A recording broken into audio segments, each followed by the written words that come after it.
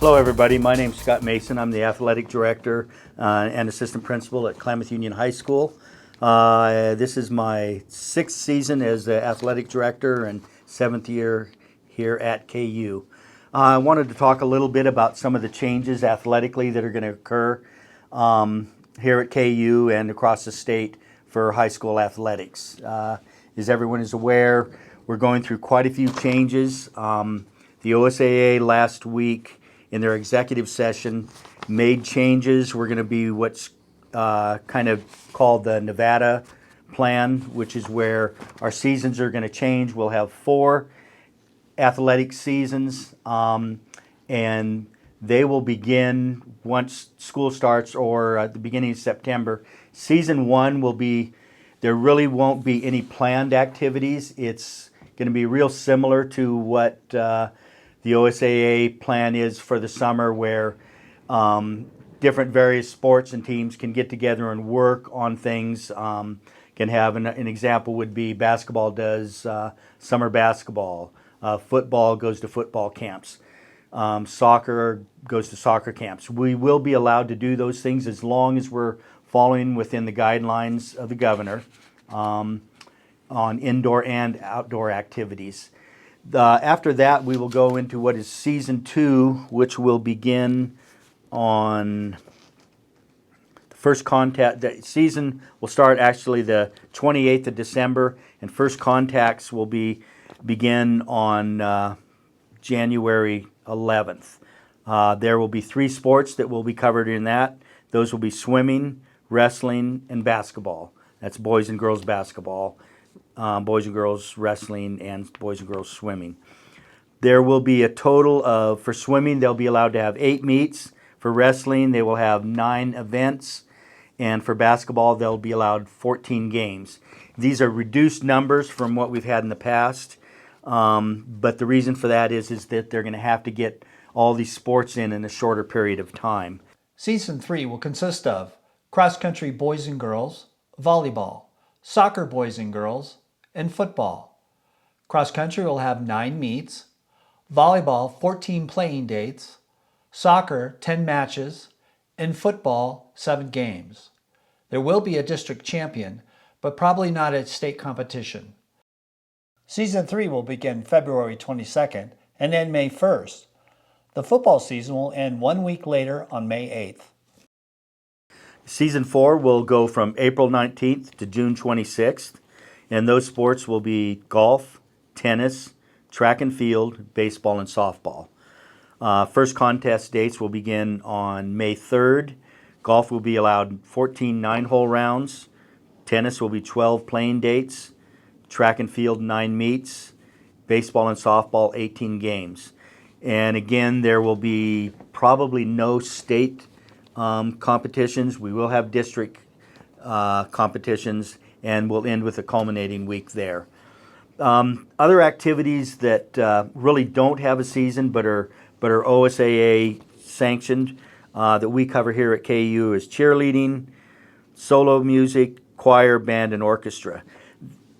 Because they don't really have seasons and they're ongoing throughout the year, they really haven't have beginning and ending dates, but they will have culminating weeks for those activities, and that information I'll get out at a later date.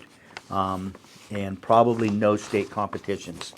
For incoming freshmen, I hope you get involved with the athletics here at KU. It's going to be things are going to look a little different this year, and we hope to get back to normal as soon as possible. There are a few things that we do have to follow, and to be able to compete in some sports. Even though these dates are set, it will depend on what phase we're in, and also if we're in school or if we're doing comprehensive distant learning. That will also have an effect on what activities we'll be allowed to have.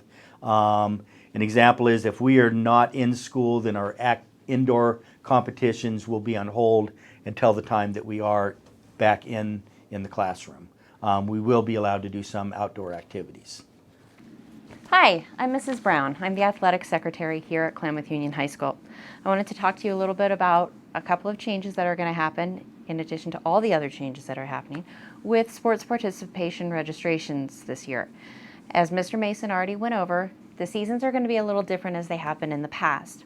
So I wanted to kind of show something to you. We are no longer going to be using the paper sports participation registration formats that I've had outside my office forever.